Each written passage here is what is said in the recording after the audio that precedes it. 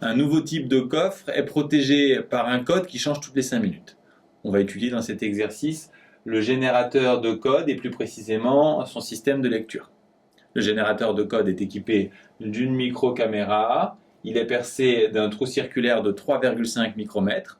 Au fond apparaît toutes les 5 minutes un nouveau code et dans les coins du fond, il y a des capteurs photosensibles qui peuvent déclencher l'alarme. Première question, par quel phénomène physique peut-on éclairer le fond de l'écran à partir du petit trou circulaire à l'entrée? Vous devez tout simplement penser au phénomène de diffraction. On suppose maintenant connu les dimensions du générateur de code. Il a une longueur de 30 cm et un diamètre de 10 cm. On vous demande ensuite de placer sur le schéma l'angle de diffraction. Je vous rappelle qu'il se situe dans un triangle rectangle. C'est cet angle.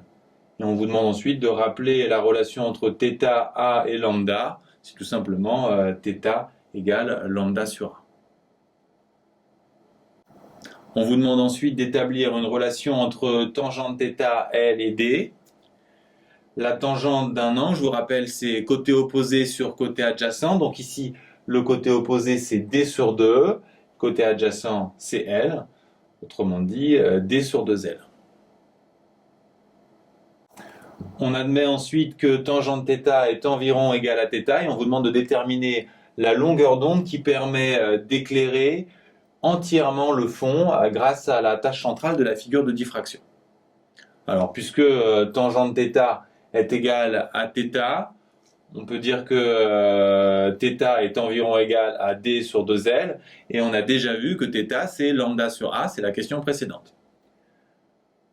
Puisqu'on s'intéresse à la longueur d'onde, on va l'isoler, on a donc lambda égale A fois D sur 2L, et ensuite on s'aperçoit en relisant le texte qu'on a tous ces paramètres. A fait 3,5 micromètres, D et L sont également donnés. On fait l'application numérique et on trouve 5,83 fois 10-7 mètres. Puisqu'on a une longueur d'onde, on passe en nanomètres. On trouve 583 nanomètres. Pourquoi, en choisissant une telle longueur d'onde, il est probable que les capteurs photosensibles situés dans les coins ne s'allument pas? Alors, ici, il faut commencer par se souvenir que la limite de l'angle de diffraction est située au milieu d'une tache sombre. Donc le milieu de la tache sombre sera dans le coin. Donc il y a de bonnes chances pour que le capteur photosensible reste dans l'ombre et donc qu'il ne s'allume pas. Et on imagine que le constructeur s'est débrouillé pour ça. En pratique, le générateur de code est encastré afin de rendre invisibles ses dimensions. Pourquoi? Alors on l'a vu, pour déterminer avec quelle longueur d'onde éclairer le code, on a utilisé les dimensions du générateur de code. Donc si on ne les a pas, on ne sait pas avec quelle longueur d'onde éclairer le générateur de code. Pourquoi est-il alors délicat de lire le code sans la clé fournie par le fabricant? On l'a vu, si on n'a pas les dimensions, on ne connaît pas la longueur d'onde à utiliser pour lire le code sans déclencher l'alarme.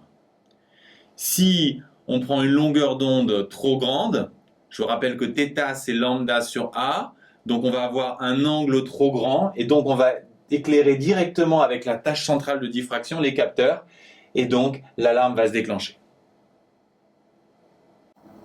Si à l'inverse on prend une longueur d'onde trop petite, on aura un angle de diffraction lui aussi trop petit, donc d'une part on n'éclairera pas tout le code, mais on risque aussi de déclencher l'alarme puisque autour de la tâche centrale, il y a des anneaux concentriques lumineux et un des anneaux concentriques de lumière risque de déclencher l'alarme. Donc dans tous les cas, trop petit ou trop grand, on risque de déclencher l'alarme, donc c'est très difficile de trouver la longueur d'onde par tâtonnement.